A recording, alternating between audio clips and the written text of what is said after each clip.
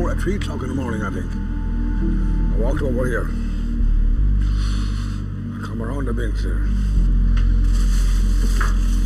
I was looking for some duties.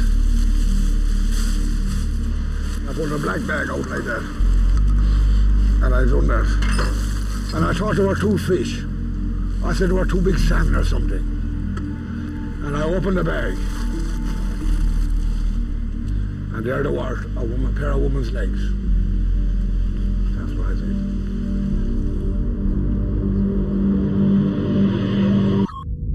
The discovery of human body parts in Camden, North London, in December 2002, launched one of the most shocking murder investigations of modern times.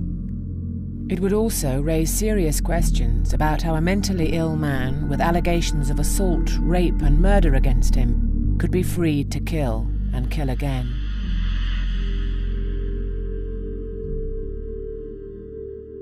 As I remember, the week had been relatively quiet, but it was a Monday morning and I received a call probably about 9:45, 9:45, to say that some suspected human remains had been found in a bin in the Camden area of northwest London.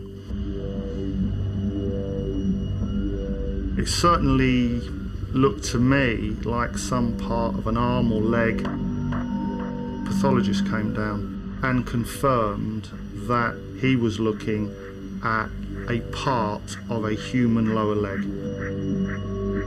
Immediately underneath that bag was another almost identical black and green plastic bag with the ties. That contained a torso and right arm. The legs and torso were moved to the mortuary at St Pancras Hospital, where they were examined by pathologist Dr. Freddie Patel. It was certainly clear to me that we were dealing with more than one body, therefore more than one victim. I mean, one would have been enough. When you're dealing with 2 dismembered bodies, you know, so a murder inquiry kicked in. All rubbish collection due that day was immediately halted, and the whole estate was cordoned off. House-to-house inquiries began. A mobile police station was set up, and specialist teams began a meticulous search of every single bag of rubbish on the estate. We had 2 lower legs and then half a torso. No identifying marks, of course. We didn't know what we were dealing with, apart from, I think we were safe to say they were female body parts, as much as we knew that first day.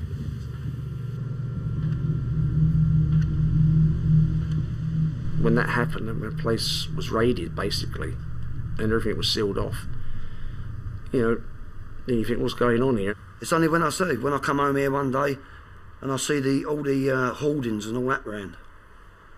And it was just neighbours who's been all chattering about it and talking about it, and the press in and out the pub and all that business. I got a headache over it. It drove me around a twist for a few weeks. We have no hands, no heads. We've got small body parts that we're still looking for. So we had to consider the drains. But then just across the road from Royal College Street, we've got the canal, and that would be an ideal place to lose some body parts if you so wish to.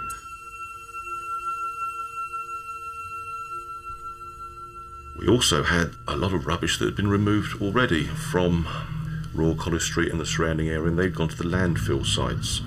So we had to get our search officers to go to the landfill site and search hundreds of tons of rubbish in the hope that we might find parts of the bodies that we already had. And did you? No, we didn't. 36 hours after the first body parts had been found, a search of the estate had uncovered no more human remains. But as night fell on the second day, the police widened their search across the road and into Plender Street. In a very short time of a search being undertaken in Plender Street, further human remains were discovered.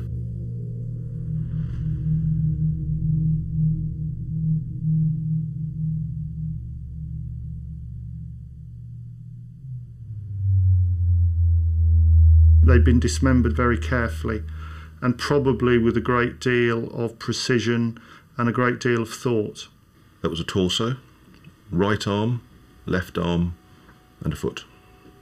There was nothing panicky about the way that these victims had been dismembered. Suspicion on the estate quickly focused on one man. There's a lot of neighbours in that estate that were happy to tell us that they thought a chap called Mr. Hardy living at number 4 was a strange individual. His comings and goings, different hours of the day and night with different ladies, and they suggested we should be looking in that direction. When the police asked me if there were any suspicious people living, any people that were a bit undesirable, whatever, the only person I could think of was Mr. Hardy. He was a person of interest. I couldn't put it any more strongly than that, because there was nothing to suggest at all that this individual had been involved in any way in what I was currently investigating. But I did know him through something that had happened a year before. I had a structured plan of how I was going to adopt my house-to-house strategy. What I wanted was proactive entry. When the time came to knock on Mr. Hardy's door, the police doubled their manpower and were prepared to break in. But the door was unlocked. The door is ajar, basically like this. As we come in, we've got the bathroom on the right here. Straight in front of us, the locked bedroom door, and along the bottom is the set of what appears to be tracksuit bottoms or something similar to that. We don't know what we're going to find when we open the door.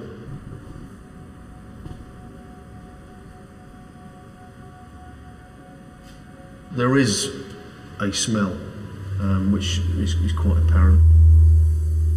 The uniformed officers force the door open.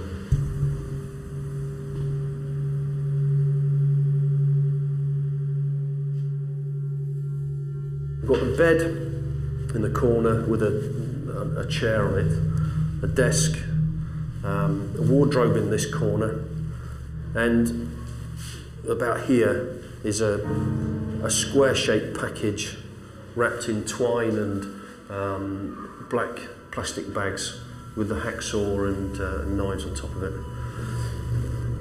It's quite apparent that that package is likely to be a human torso.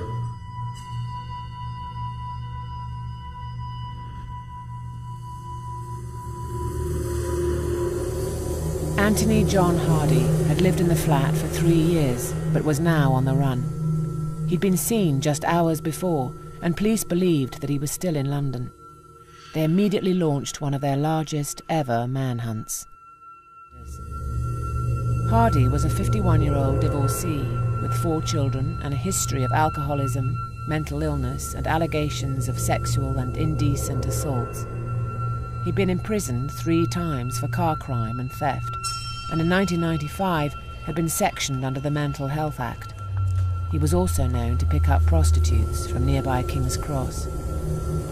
Hardy had said that one day he'd be famous. Lived in a flat close to where the women's remains were A found. murder hunt is underway this evening to identify the victims. Whether they belonged to 2 or 3 people. The suspended remains of Britain's most wanted man. Detectives have been studying CCTV footage.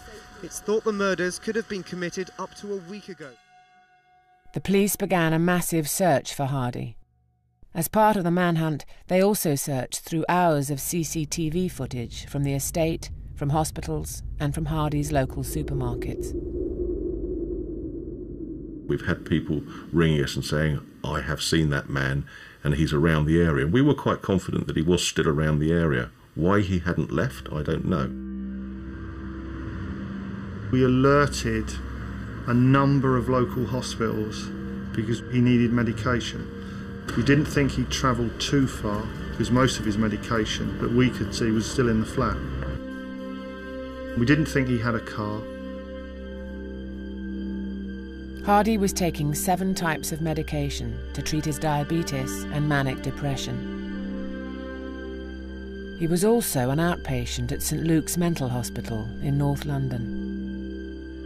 Anthony Hardy was known to us and the services from 1995 and had various contact with different aspects of our services in the intervening years. I think there were concerns that he had bipolar disorder, where he may be subject to mood swings, or elation, or even lower mood. I don't think it was that clear that there was very active concern around that aspect of his condition, because for quite a long period he appeared to be well and was recovering and doing well. I suppose we all have neighbours, acquaintances, people we see, and we look at them and think, well, he or she's a bit strange. You almost don't go beyond just that initial feeling.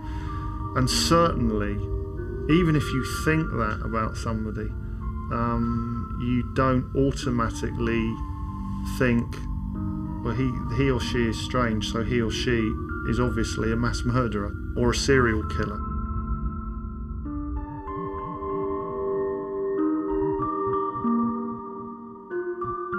I just went like jelly.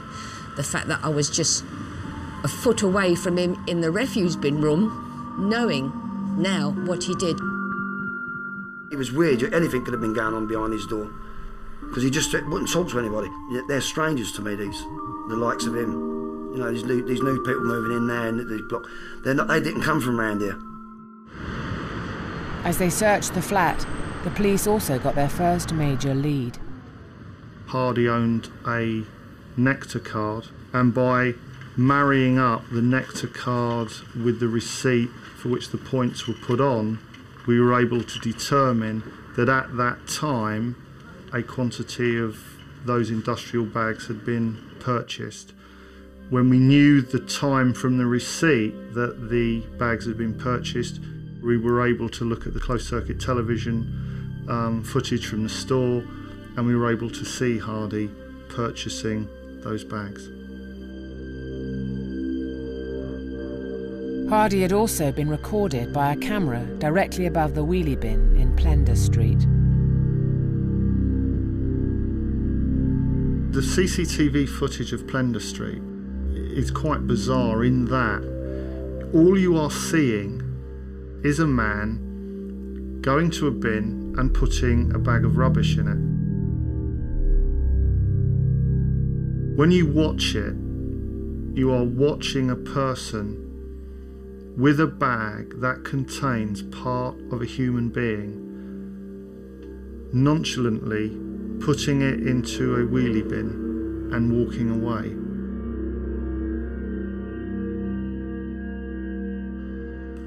When you fully understand what that bag contains, it becomes something quite horrific. Even though you're not seeing anything on the face of it that is particularly disturbing. He didn't do anything to prevent himself being caught, other than the fact that he left his house and he shaved his beard off. We've got the constant going to and from hospitals. We've got no attempt to leave London. For 2 days, Hardy wandered the streets of London, sleeping rough in hospital chapels and waiting rooms. He also returned to the edge of the estate, but was never spotted by police. Perhaps he wanted to be caught, you know, coming in there as we have CCTV and knowing there's even a sign saying you've been recorded. I remember saying to a friend of mine at the time, I was saying, that guy's face looked familiar. And I didn't really think much of it, you know, at the time. We knew from the CCTV footage at the University College Hospital that Hardy had changed his appearance. That photograph was released and I think was front page news the next day. And everybody was talking about it because his picture's been in the newspaper. And then they asked me that if that was the guy I served, and I said yes, it was him, because he had the same cat. After 2 days on the run, Hardy was recognised by a retired policeman in a secluded smoking room in Great Ormond Street Hospital. The door opens and in walks Mr. Hardy, carrying his worldly goods and chattels with him. Sits down in the corner behind my sons, finishes a cigarette, and it's time to go back to the ward, and walking back. My son says to us, "Did you see that guy that came in?" I said, "What, the bin bag man?" And he said, "Yeah." He says, "It is him, isn't it?" I said, "I think so." And he says, "What are you going to do about it?" And I said, "I'm going to do bugger all about it." Yeah, I said, "We've got enough trouble on the plates at the moment." And as we walk along towards the lift, he says, "You've got to do something about it." I said, "Oh, fair enough," and I'll go along to security. And he's actually sitting reading the paper with the actual story on it. I says, "This guy here," I said, "he's sitting downstairs." And there was quite a large turnout of the constabulary that night. Yeah.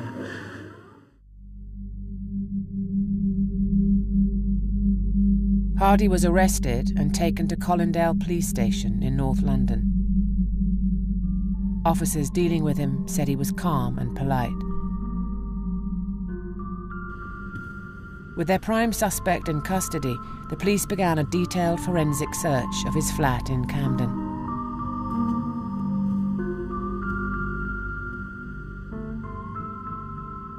It didn't look a conventional residence, but maybe there's a bit of bias in that because I know what else was in there.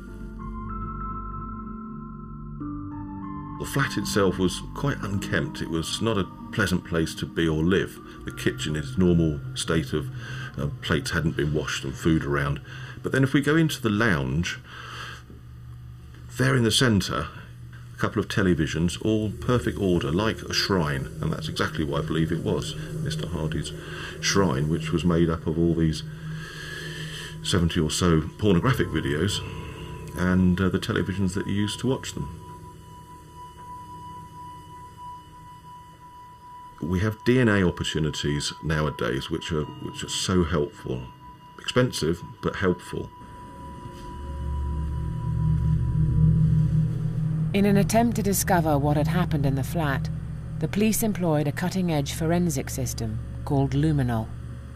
Luminol is a process that when it's applied to surfaces and objects will show us whether or not there has been blood there. The luminol work actually showed us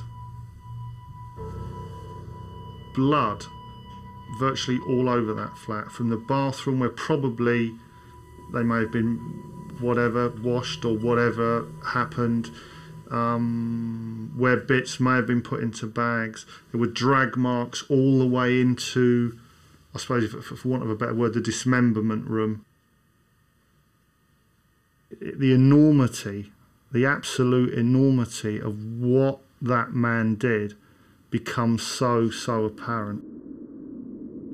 The heads and the hands of both victims were still missing, but DNA samples from the first torso identified her as Bridget McLennan, a 34-year-old woman who lived in Camden and worked as a prostitute.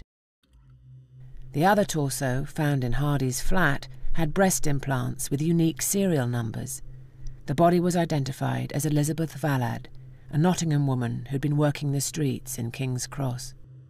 The police came in and they just said, "We think we may have some bad news for you.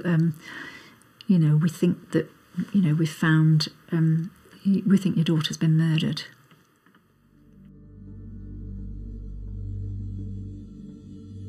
Couldn't believe that it had happened.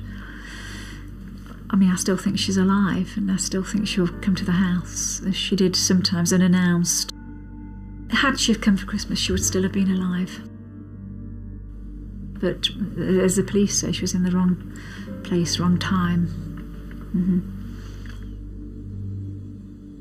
Obviously, when you die, your spirit leaves you, but she just wasn't. Her body wasn't there, and I think this was the coming to terms with, where was the rest of her body, and.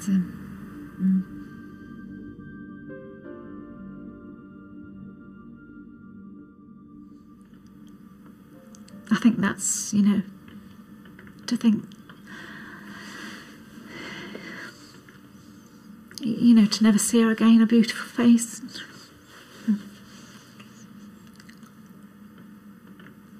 No, it is, you never come to terms with it.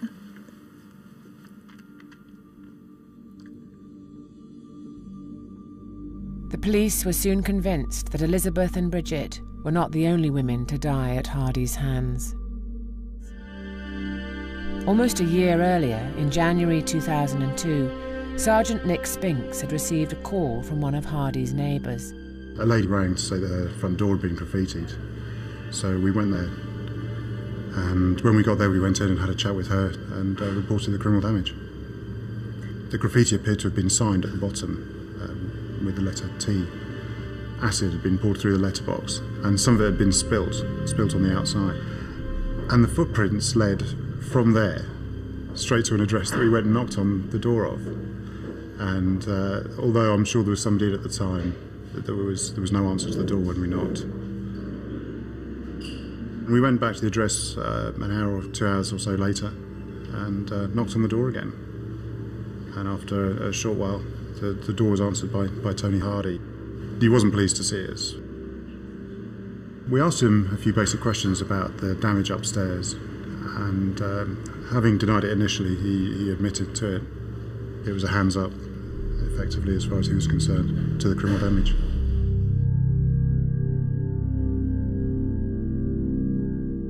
The other bedroom was locked. And when he was asked about that room, he just said that it was a room that was sublet to a lady who wasn't there, and she locked the door as she left it. We started to pack up bits and pieces and take him out. He did ask to wear an anorak, which wasn't unreasonable because it was cold.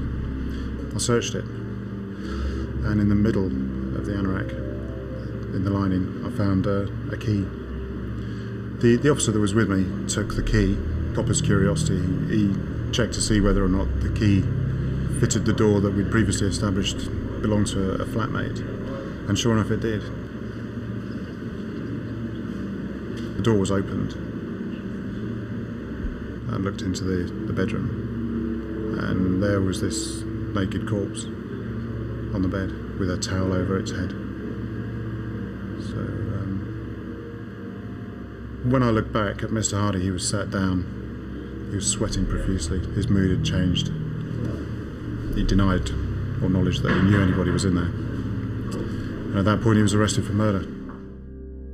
The most striking thing about Sally was that on the wall behind her was clearly blood on the wall, which then came down the wall to where her head was laid on the bed. But then we find some clothing in the room as well, and that is Sally's clothing, and that upper top has a hood on it, and that hood has blood inside it where one would expect to find blood if that hood was on Sally's head when the injury was caused. So I would deduce that Sally was wearing that when the injury was caused, and since death it's been removed from her. And I merely asked myself why. To the police, the evidence seemed overwhelming. Sally's body was in a locked room, and Hardy had hidden the key. On the floor was a bucket of warm water and a sponge. There was a bite mark on her right thigh, and police believed this was caused by Hardy. Blood from her head wound covered the bed, and she appeared to have been posed with her face covered. The police sent the body to pathologist Dr. Freddie Patel for a post-mortem. The cause of death was given as coronary heart disease, which we can refer to as natural causes, certainly not suspicious, and so to that extent we were told there isn't a case for us to investigate. Suspecting murder, the police took the rare step of requesting a second post-mortem. Once again, Dr. Freddie Patel concluded that death was by natural causes, adding that there were no marks of violence. At the brief inquest into Sally's death, the coroner stated that there was no evidence of foul play or third-party intervention. The police were forced to drop the investigation.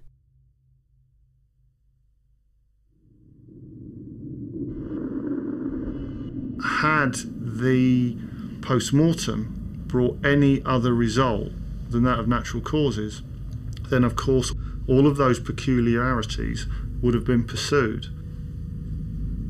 He was dealt with for the damage that had initially led the officers to his flat.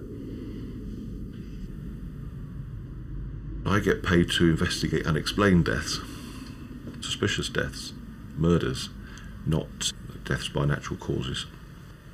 All those decisions are important decisions which are not made by me. They're made by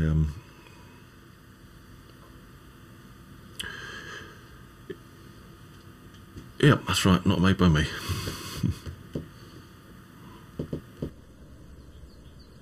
Hardy was returned to the care of St Luke's Mental Hospital in North London and sectioned again under the Mental Health Act. Staff found him to be a model patient, charming, cooperative, fully engaged in all aspects of his care and treatment programme.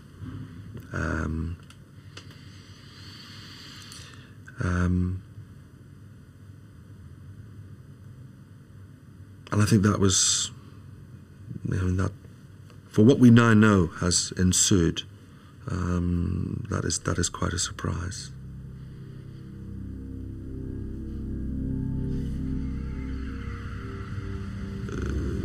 Staff have said to me that they found his presence to be one of kind of creepiness, kind of a vague sense of evil and misdoing, but charming, cooperative, and so on, nonetheless.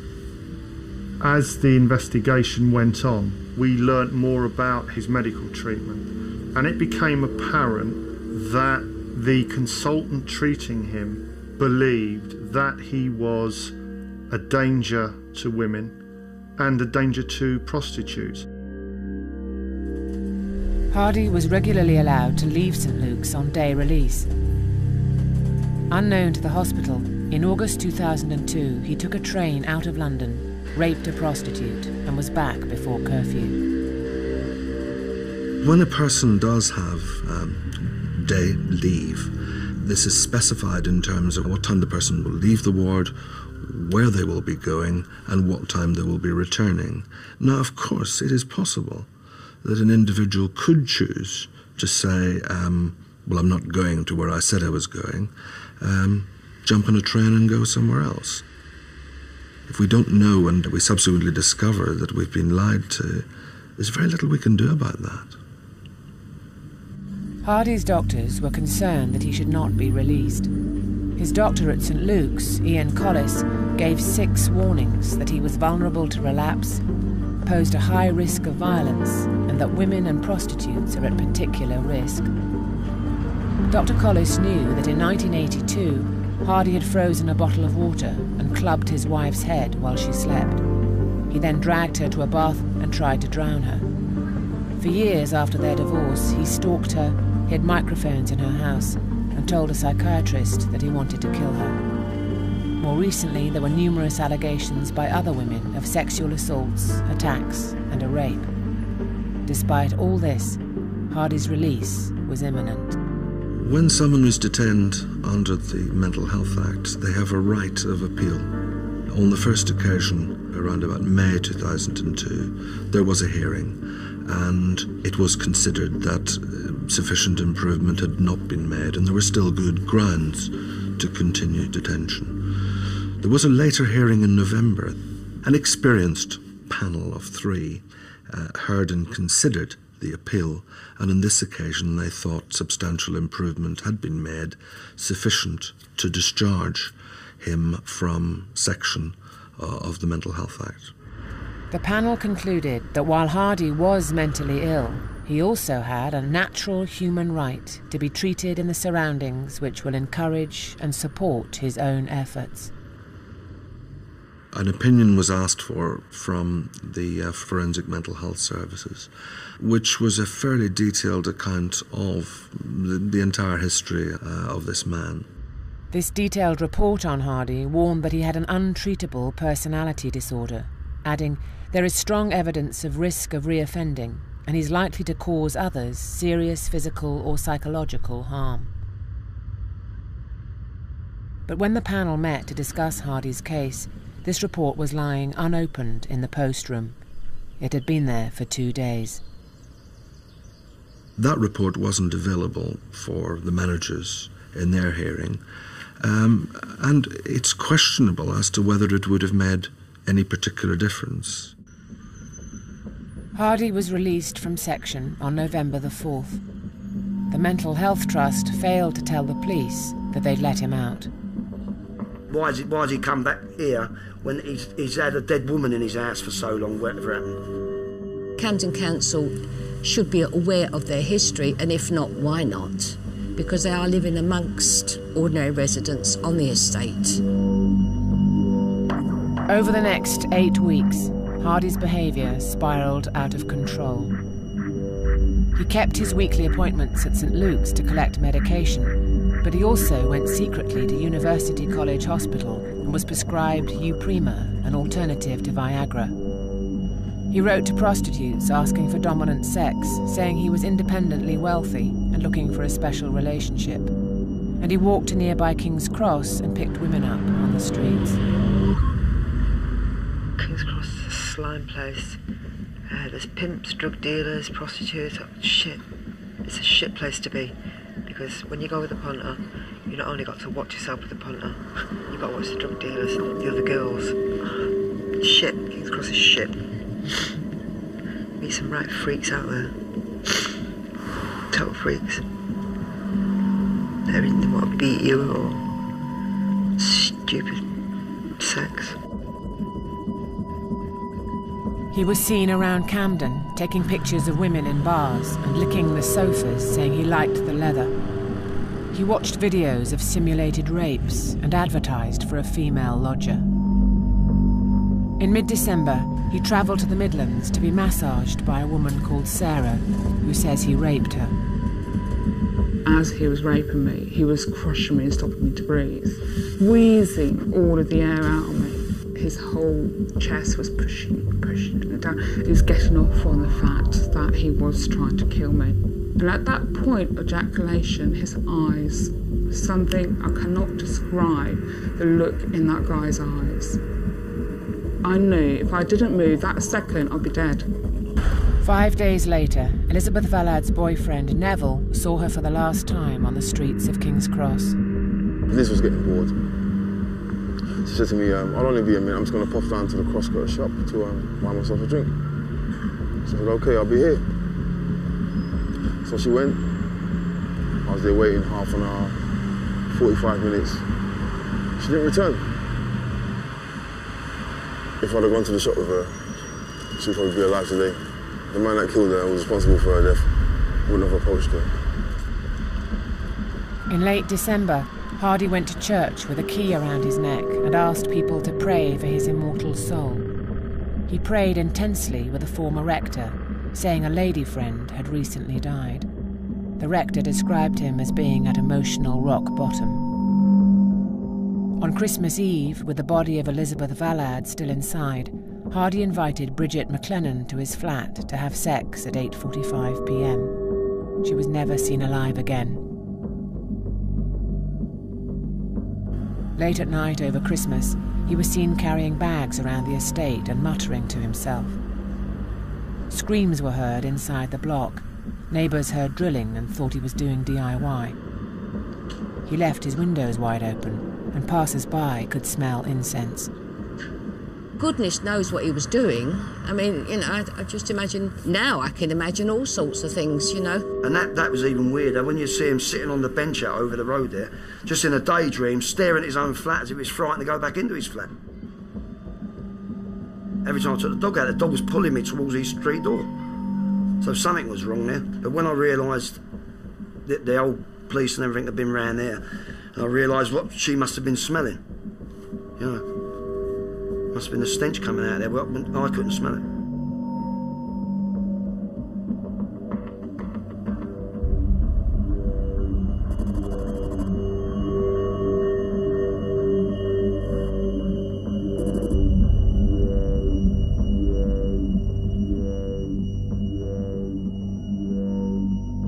If anybody had said to me that this man was dangerous, then I'm fairly clear lots of other people would have known as well. And steps would have been taken to deal with that. We cannot detain people under the Mental Health Act because of supposed dangerousness when there isn't the evidence there to support it. This is such a rare occurrence where there were not the predictors of the sort of tragic and horrendous outcomes that have ensued. It's sad that most of these people have got to cry for help or something, and they should be, I'm not saying should be locked up, but they should be, the councils or whoever look after them and make sure they get their social worker or whatever they comes to visit them properly. I think the care was comprehensive, it was well planned, it was multi-agency, it was thorough, and the one bit of it that probably was missing was the active involvement of the person. We can only work effectively with someone where there is very clear honesty, and we rely on that.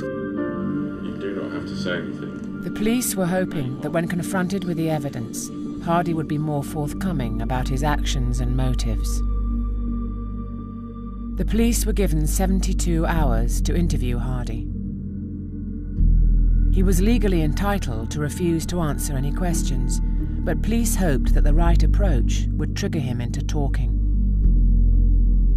Well, the important thing is that I've got to come across as a person who's confident, a man that knows that you know, that I know, that you know.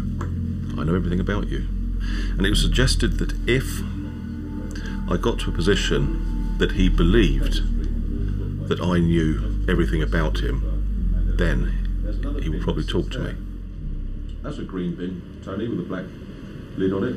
Exactly the same as the one behind the pub. Do you know that bin at all? No comment. Have you ever used that bin, Tony? No comment. Have you ever gone to that bin at all? No comment. Ever put any rubbish in it? No comment. Or ever taken any rubbish out of it? No comment. Maybe that I didn't give that confident approach to him. Maybe I didn't sell myself as someone that knew, that he knew, that I knew everything about him. But it may just be that he wasn't going to speak to us in any case. There was sort of scent in the house, which I believe came from joss sticks. Burning of joss sticks. Is that part of what you like doing? No comment. Because I'd suggest, and I think I'm right in doing this, that the joss sticks, the burning of the scent, would have been to mask the smell. The smell of the body that was in your bedroom, Tony. Do you know anything about joss sticks burning to mask the smell of the body in your bedroom, Tony? No comment. I think he probably would have enjoyed a verbal exchange, a verbal spar with either one of the interviewing teams.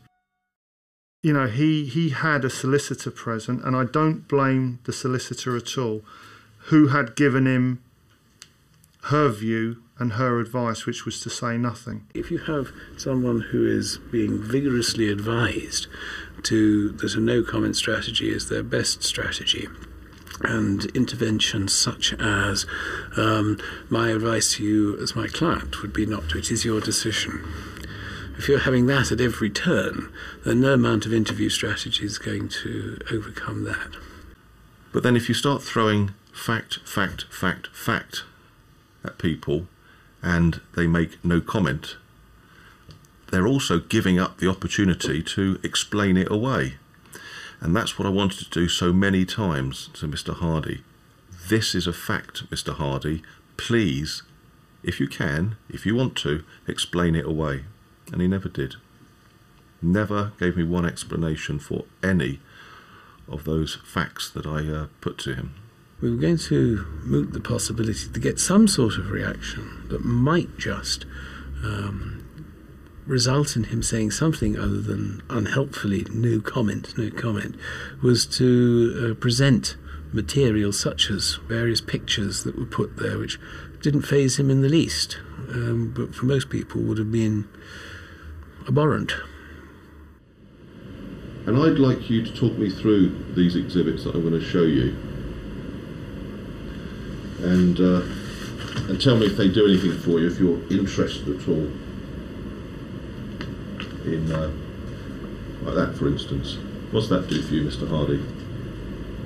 No comment. That's the red devil's mask. On the second day of interviews, the police received 2 rolls of film that Hardy had had processed while on the run.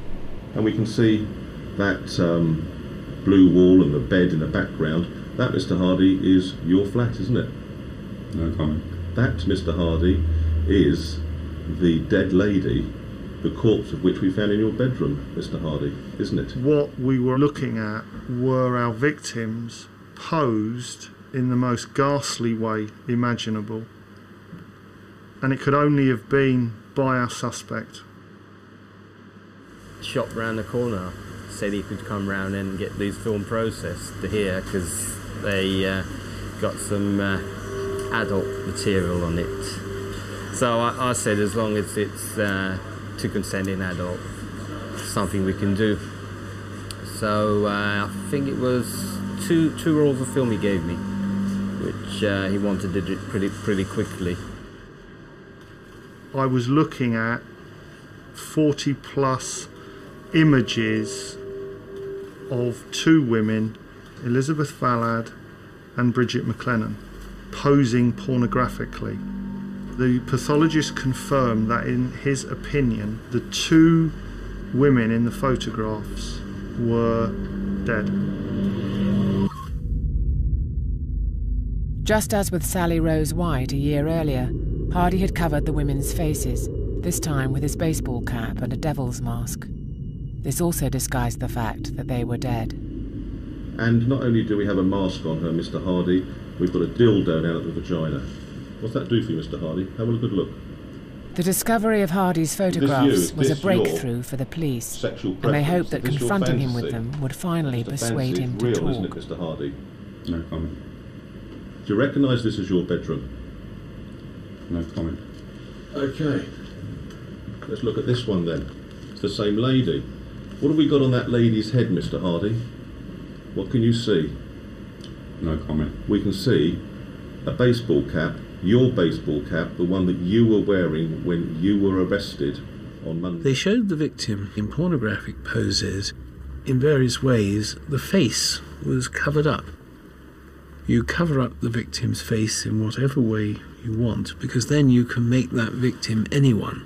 Any girl you see walking down the street, you can then get the picture out when you get back home. That is that girl now, and you can anonymise the face, and it becomes a very versatile vehicle for masturbatory fantasy. That they don't want to look at the face afterwards. The face means I haven't won. All I want to see is the defeated corpse, and if the face is still looking back at me, that identity still exists. If I'm now showing him photographs of girls that we have now found dead and cut up, I want him to know that I know that these girls were actually in his premises beforehand. And I'm suggesting to him that this is overwhelming evidence against him, and that might just be what we need for him to talk to me and tell me the truth. His reaction to the photographs was bland. No reaction at all. Yesterday and the day before, you'll recall that I made a plea, and so did DC Baker, a passionate plea to you. The one thing that I had asked Alan to do was to try to get him to tell us where we could find some of the missing body parts. Can you help me with that, please? No comment. After one of the interviews, Alan Bostock said, look, what have you done with these body parts?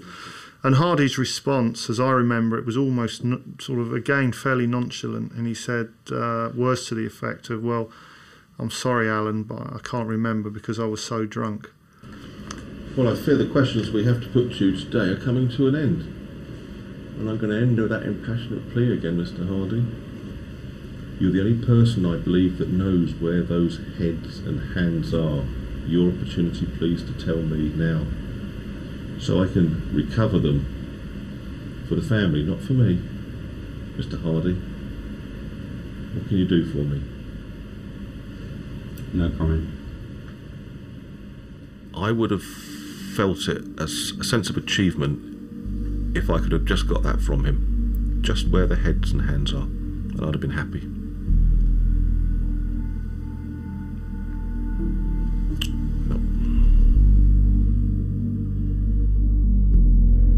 On the first day of his trial, Anthony Hardy pleaded guilty to all 3 murders and was given 3 life sentences. The Strategic Health Authority launched an inquiry into why he was released from hospital, and the police are investigating Hardy's activities over the past 20 years.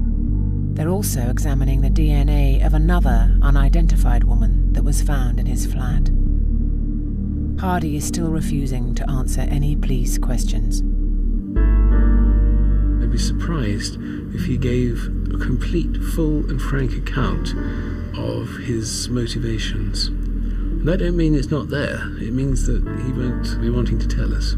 I think I feel very angry, that this man, who was obviously a very highly dangerous man, was allowed to be considered to be okay, not mad, not bad, and he is allowed out of the mental hospital. I don't know how these people feel, what makes them work or makes them tick, or what the pleasure is they derive from it. So I can't actually go there. All I can do is stand back and say, I just don't understand how people can do that. It's possible that, certainly distinctly likely, that we didn't know the whole picture. There wasn't the full sharing of what was going on.